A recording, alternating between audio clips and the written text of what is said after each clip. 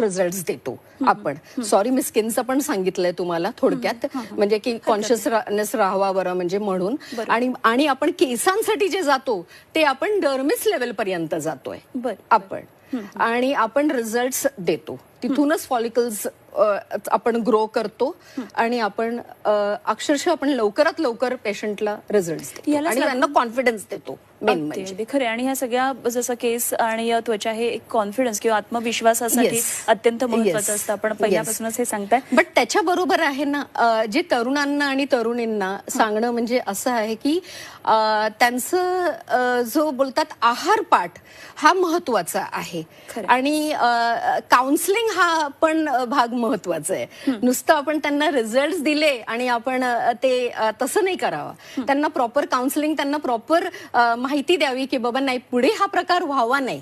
कारण आपण छोट्या छोट्या गोष्टी लॅक करूनच हा स्टेज येतो आणि हा डिप्रेशन येतो. त्यांना डिप्रेशन मधूनच आपल्याला बाहेर नाही करायचं आहे, पण एक कॉन्शियसनेस पण आपल्याला क्रिएट करायचं आहे जनरेशन टू जनरेशनसाठी, की ते वाढत गेलं पाहिजे ते नॉलेज पुढेही, म्हणजे सर्वांकडे त्यांनी ते वाढवावं आणि हे प्रकार यावा नाही, म्हणजे असं, आणि डिप्रेशन यावा नाही.